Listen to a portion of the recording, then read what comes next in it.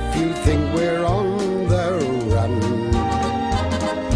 We are the boys who will stop your little game.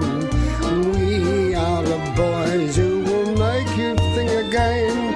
'Cause who do you think you are kidding, Mr. Hitler, if you think old England's done? Mr. Brown goes off to town on the A21, but he comes home each evening and he's ready with his gun. So who do you think you are kidding, Mr. Hitler, if you think old England's done?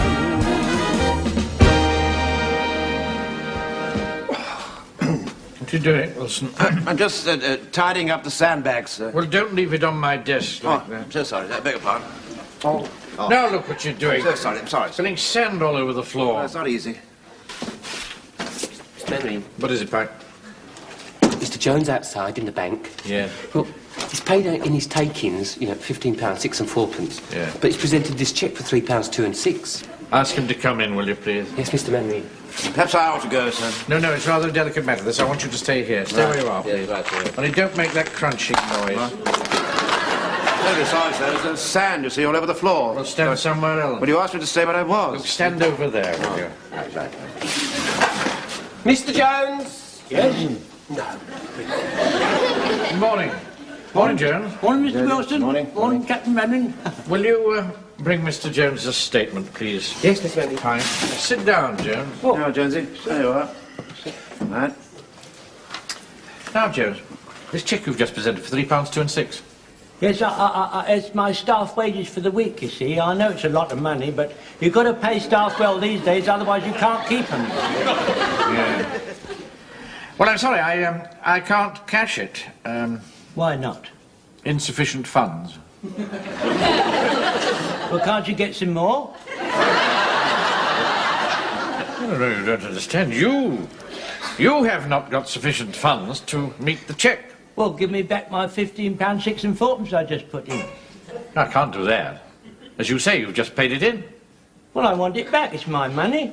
The only way you could get it back would be by making a cheque out. All right, then I'll make a cheque out. No, I can't cash it. You've insufficient funds.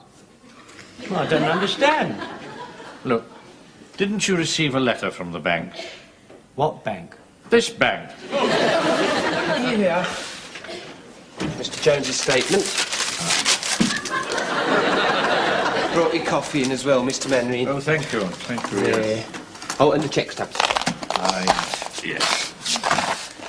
Don't crunch about like that. I can't help crunching about. There's sand on the floor, isn't there? Well, sweep it up. Why should I have to sweep the sand up? Of course, sweep the sand up. Pike! Here. Hang on a minute. I did get the letter from the bank on Tuesday. Why didn't you open it? Well, I meant to open it, and then I got an urgent load of offal in, you see, sir. You've got to concentrate when you get an urgent load of offal. I'll just have a look at it now.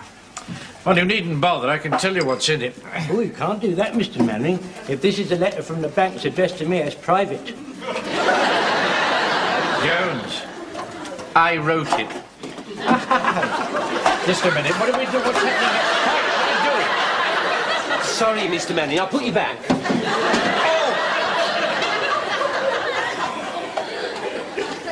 You stupid boy. The point is, Jones, that for the last few months you've had an overdraft of £50, and it's not getting any less. And I just can't let it go on any longer. Well, look here, Mr. Manning. I'm sorry to reiterate myself, but what about the £15, 6 and 4 that I just put in? Well, yes, but this cheque that you paid to the United Meat Supply has just been presented. So that takes care of that. That's right, isn't it, Pike? Huh? Oh, hang on. 15 pounds.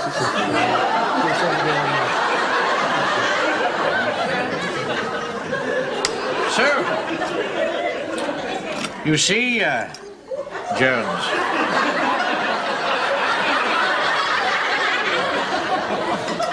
We have a problem. We'll just go through these checks, Wilson. Yes, all right, sir, yes. Right. Right. Oh.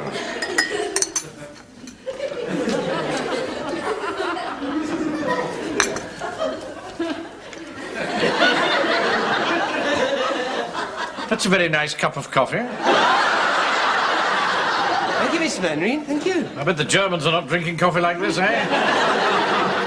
What's that stuff they drink, you call? Ersatz coffee. It's made out of acorns. We're drinking good stuff like this. Oh, well, that's what we're fighting for. Very good. You can take that away now, Pike. Yes, Miss Mannering, thank you. Must have been the brown sugar that made it taste so nice. Brown sugar?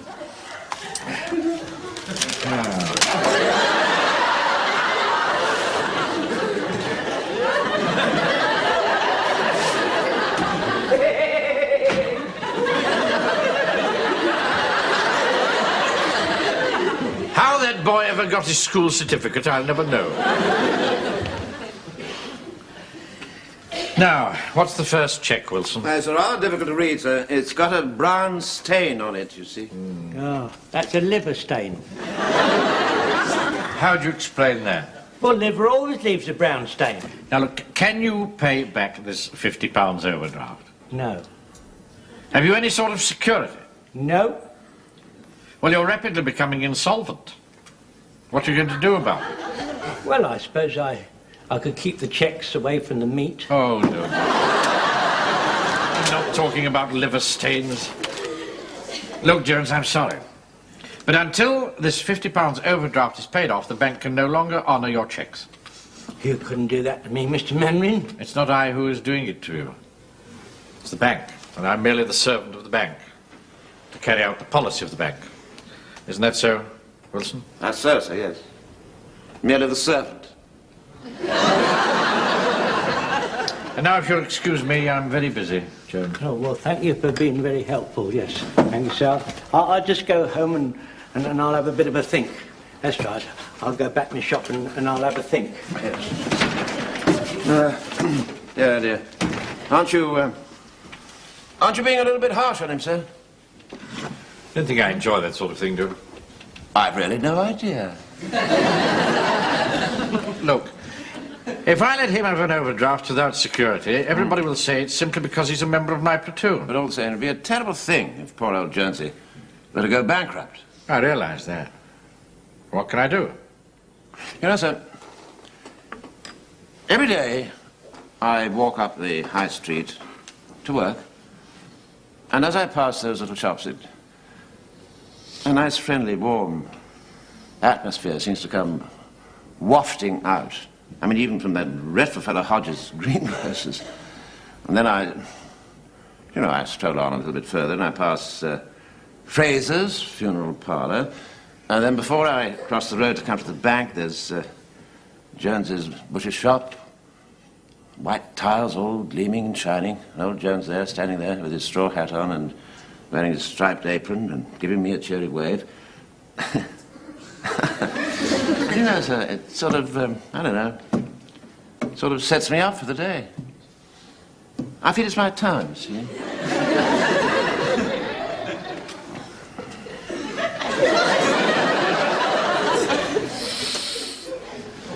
Yes. You know, I envy you, Wilson. In what way, sir? I wish I could afford to be sentimental.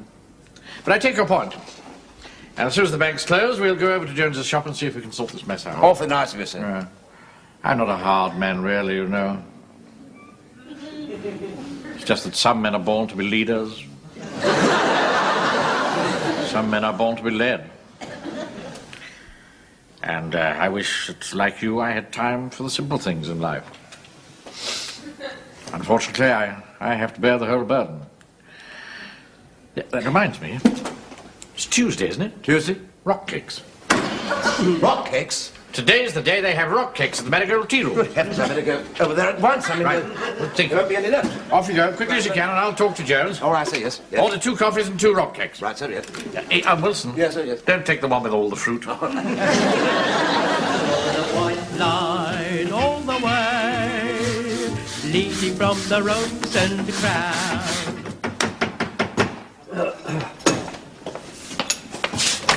Oh, Mr. Mannering, that's very nice of you to come round personally.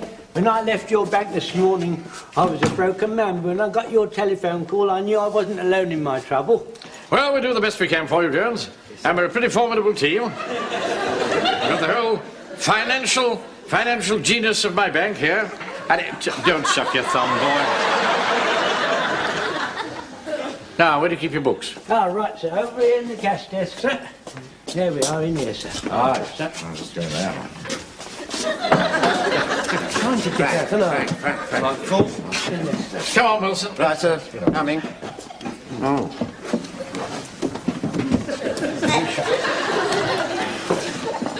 Oh, get out, Wilson. What? Get out.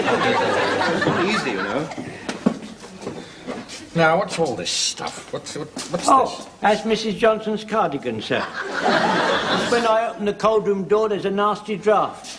You can put it on if you like. No, thanks. Here you are. That's Mrs. Johnson's knitting. Yes, and this. That's Mrs. Johnson's bismuth tablets. Right, sir, I'll leave you to get on with it then, right. sir. Right, sir. Jones. I say Jones. Yes, sir. Jones, Where are you, sir? Jones! Yes, sir. What, sir? Look, Jones, where are you? Oh, What's this thing? Get it. that's Mrs. Johnson's flypaper, sir. She's a highly hygienic lady, Mrs. Johnson. You've got to be hygienic when you work in a butcher's shop, you know, sir. Get it off, Pike, will you? Yes, Mr. Manning, all right. So, Bunk, hang on, bit of water.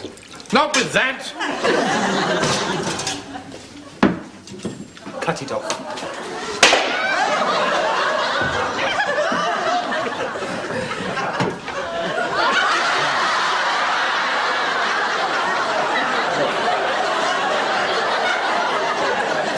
Get your books and things out of there. Spread them on the counter so that I can sort them out, will you?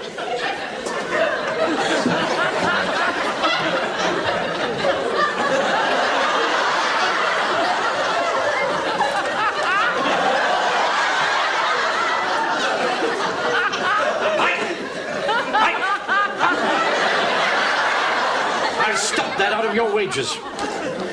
I want the invoice book, I want the ledger, I want the cash book, I want the day book, and I want the post book. Right, here it is. That's all you got. Well, there's several pages in there, sir. What's this? Oh, sorry, that's a mistake. Oh, no. Bring the rest out. Yes, very good, sir. Right, sir. In all my years as a bank manager, I've never seen such slapdash methods. Well, it seems to work all right, sir. I mean, it balances out all right. Yes, that's not the point, is it? That's not the proper way to do it. Here we are, sir. Here we are, that's the lot. All right, now, let's see. You go through these, Wilson. Right, sir. And you go through these, Pike. Yes, Mr. Manning. Here, Jonesy, here. This check here. It's dated 1491. Sorry, that's a mistake. I meant to write 1941, yes. I was in a bit of a tiz that day. It must have been. Don't...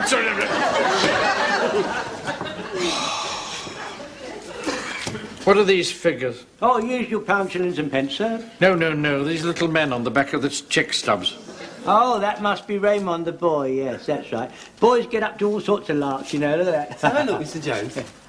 You are. Hey, look, Mr. Manning, this is how it works, see. Get hold of it like that. There's a little man, flick him over, see, and he's running along. And he jumps over again. And he lands on the ground again. It's good, isn't it? That's awfully good, yes. He's running along, and he jumps over. Don't give it to me, boys. This isn't a game. Now, there's only one thing to do. I shall have to take all this home and do a proper audit. Find something for me to put them in, will you, Jones? I'll get you a nice carrier bag, sir. Oh, don't worry, Mr. Jones. Look, there's a box here. Put him in that. Get rid of that. Those are my meat coupons. I spend hours and hours sorting those out. You stupid boy. Soldier, as you march along, sing. The man has been very helpful, you know, but I'm still worried to death. He says I'm insolvent. He's taken all my books away. He's going to do a complete audit it. Are you mad? Let Mannering poke his nose into your affairs. Once that bank's got their hands on you, they'll squeeze you and squeeze you. You're doomed. Hello. You're back late, sir? Yes. I've only just finished going through Jones's accounts. He really is in the most terrible mess. Yeah. And I still can't find that £50. Better have him in here. All right, sir. I'll go and give him a shout. Just a minute. No, I don't want the rest of the platoon to know. You must be very discreet about this. I'll go and get him. Just run through that statement, will you, that I've drawn up. All right, sir.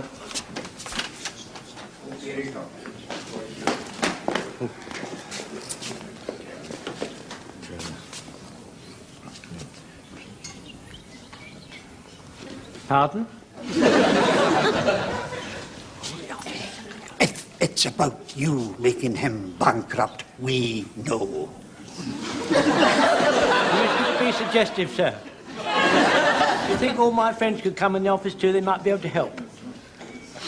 Well, yes, all right, but Come on. keeping you in charge, Private Sponge. So, Don't interrupt me unless something absolutely vital happens. what sort of vital, sir? Or like the arrival of the tea. Mannering, Yes? excuse me, I'm Mr. Swan. I keep the grocer's shop Mr. in the what? High Street. Mr. Swan. Oh, yes. I keep the grocer's shop in the High Street. Yeah. I tried to reach you at the bank today. I must speak to you. It's very important. Well, I bet... What is it? Well, not in front of all these people. It's very embarrassing. Oh, you'll have to pull yourself together. I've got a very important meeting in here. Excuse me. Well, it's embarrassing to him, not to me. I'll be as brief as possible.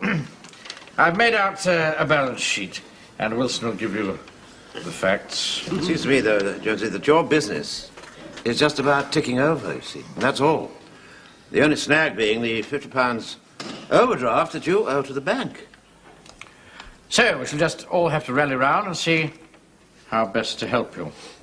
Now, for the purposes of this discussion, I shall be wearing 3 hats. One as your commanding officer, one as your bank manager, and one as your friend. Heaven help us. Excuse me, sir. Which sort of hat will you be wearing as his friend? It's a hypothetical hat. Now, the first thing to do is examine your assets. Captain Manning, are you now wearing your commanding officer's hat, your bank manager's hat, or your friendly hat? The bank manager's hat. Oh, well, just as long as we know, sir. It's a bit confusing if you're not actually wearing the hat, you see, sir. Shall I run along to your house and pick up your bowler? Be quiet, Michael. I'll send you home. Read out the assets, Wilson. First of all, yes, there's the van. Oh, yeah, I should say £10 for that. Right. No, man, I don't. If he sell Jones's van, the platoon will have no transport. Ah, that's very true, yes. All right. We'll buy the van from him. Right. Put it down at £9. That's a £9. If you do that, Captain Manning, I shan't have any business left. Look, I'm trying to help you, Jones. I'm speaking as your friend. Well, you don't sound very friendly. What do you suggest? I don't know, Captain Manning, but I can't bring myself to squeeze those orphans. Squeeze the orphans? Yes, sir, you see, I supply meat to the orphanage and I haven't had any bills paid for 3 months. So there's exactly £50 worth there. Oh, really? This is the limit. I've spent hours of my precious time trying to find that £50, and you're walking about with the bills in your pocket. Yeah, well, I know I should have told you, but I can't think of those poor little orphans starving. They haven't got any mothers or fathers, you know. I'm aware of what an orphan is, Jones. Sir, the vicar's a trustee of the orphanage. Perhaps he could help. Is he? That's a good idea. Go and get him, Pike. He won't like being disturbed this time of night. Nonsense. Only 9:30. Go and get him. All right, be on your head. I don't mind. Captain Mannering, I do hope this matter that you want to discuss with me about the orphanage is really important. I strongly object to being dragged out of my bed in the middle of the night. Middle of the... It isn't even dark yet, Vicar. That's got nothing to do with it. 1 hour before 12 is worth 2 after. That's right. His Reverence must have his 8 hours. Just a minute, what's he doing here? I don't want him poking his nose into my business. He's a troublemaker. I am not a troublemaker. I'm here in my capacity. Mr. Hinchman is a treasurer to the orphanage. He assists me in every way.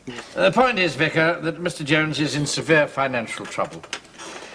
Because the orphanage has not paid his meat bills for several months, he's owed £50. It's not my fault. It's Miss Twelvetree's. Miss Twelvetree? I haven't had a cheque from her for 5 months. This is a very delicate situation for me, Miss Twelvetree. But I understand that you're in the habit of donating a cheque to the orphanage every month. But for the last few months, they've received nothing. That's right, Mr. Mannering. You see, I own a small shop in the High Street, and I donate the £10 a month rent to the orphanage. But for the past 5 months, I have received nothing. So you're owed £50? You've asked the rent, of course? Oh, yes, several times. But my tenant is such a nice, kind, religious man. I don't want to push him too hard. You see, he's so very, very poor. What's this I hear about you being so very, very poor? Well, poor. Very poor indeed. What about this £50 rent you owe to Miss Twelvetree?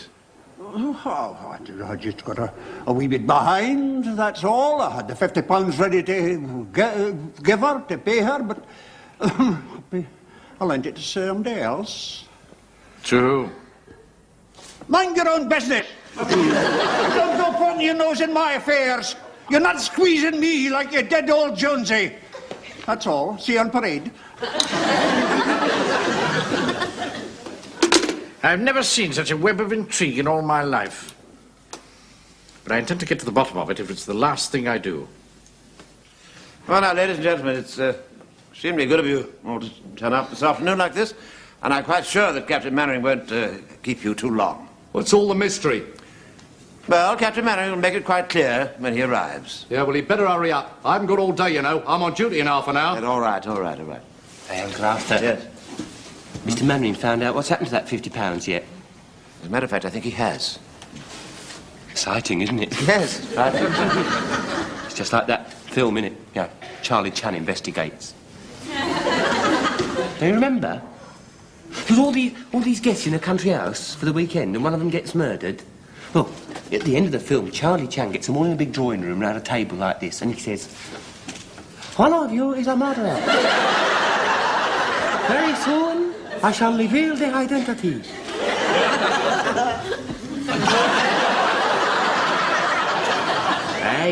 Hey, do you think Mr. Mannering will do it like a Chinaman?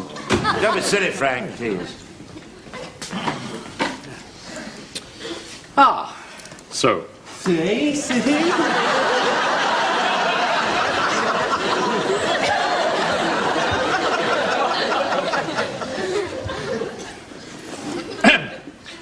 Well, it's very good of you to come, ladies and gentlemen. Won't keep you long. He's just said all that, Napoleon. Get on with it. Very well, I'll come to the point. Yesterday, Mr. Jones informed me that he could not pay the £50 overdraft back to the bank because he, in turn, was owed it by the vicar. The vicar was unable to pay because it was owed to him by Miss Twelvetree. Miss Twelvetree could not pay because she was waiting for it to come from Fraser. And you, Fraser, had already lent it to somebody else.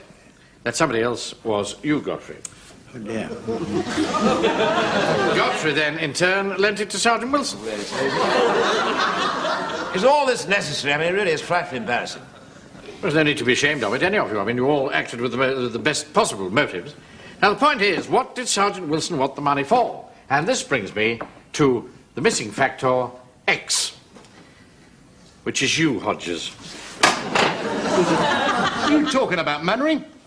I intend to show that by your greed and profiteering, you are responsible for this whole miserable affair. Oh, very clever, Mannering. And just how do you intend to prove it? I knew it. I knew Hodges would turn out to be the murderer. Just keep quiet. Come in, Mrs. Pike. Mum? Take a seat, please. Thank you, Captain Mannering. What's she doing here? You'll find out soon enough. Now then, Mrs. Pike, would you mind repeating what you told me a little while ago? Well, Mr. Hodges there, he's my landlord. And about a year ago, he told me that he was going to increase the rent on my house from £1 a week to £2. Well, of course, I told him I couldn't possibly afford it. But he said not to worry about it. I could owe it to him. But then last week, he asked me to go for a drink with him to the Red Lion. And he told me that I owed him £50 back rent. But that he'd forget all about it if I was nice to him. Would you excuse me just for a moment, sir? Would you mind awfully standing up?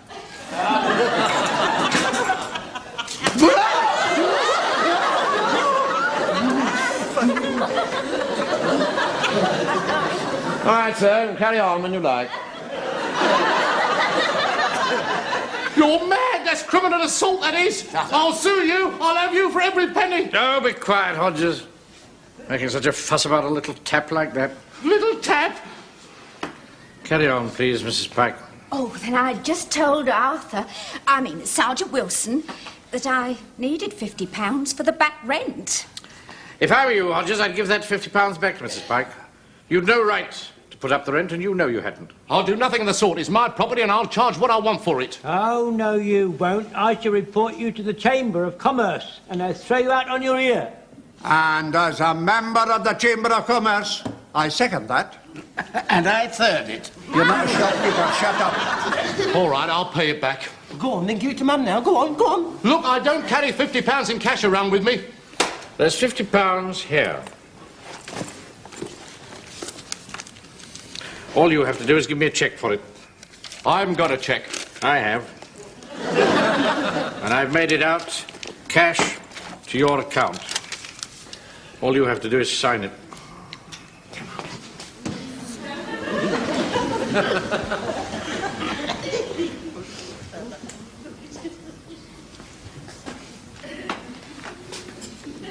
Yeah, you mangy Bluebeard. You can sneer, but I've admired Mrs. Pike for years, and she won't even look at me. Treats me like dirt, just because she's besotted with him. It's him again, Uncle Arthur.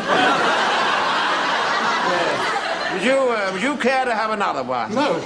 Well, just get on with it, then. Here's the £50. Here are Mavis. Sorry, Mrs. Pike. There you are, Arthur. Mavis, thank you. Thank you All right. for everything. All right, Mavis. All right. There you are, my dear fellow, Godfrey. Oh, well, thank you. And thank you, Mr. Fraser. Don't mention it, Godfrey. Yours, dear madam. Thank you, Mr. Fraser. You're such a good, honest, religious man. There you are, Mr. Darling. Well, thank you, Miss Twelvetrees. There you are, Mr. Jones, your £50. Just a minute, Your Reverence. I'm the treasurer. It's my job to give the money to Mr. Jones. Here you are, Mr. Jones. Here are Captain Mannering, sir. Now we're all square.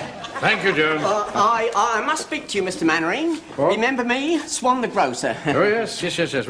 What is it? Well, it's a bit embarrassing in front of all these people. You know, your trouble is you're too sensitive. Come on, spit it out. Well, I'd prefer that we would go somewhere a little more private. Oh, come along, be a man. Tell me. Well, all right, then. Your wife hasn't paid her grocery bill for 6 months. It comes to £49, 17 shillings and sixpence, and I want it now. Now, how much have you got there? £50. £50. Thank you. Here's a £half-crown change. I'll send you the receipt. Good afternoon. Here, I say. Just a moment. Just a minute.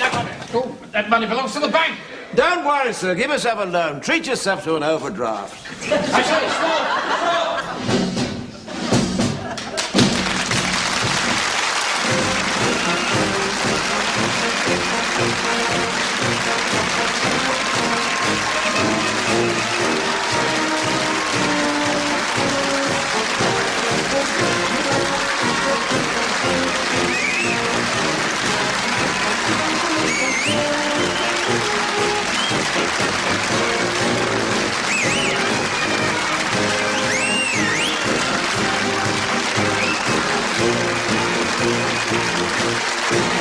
Thank you.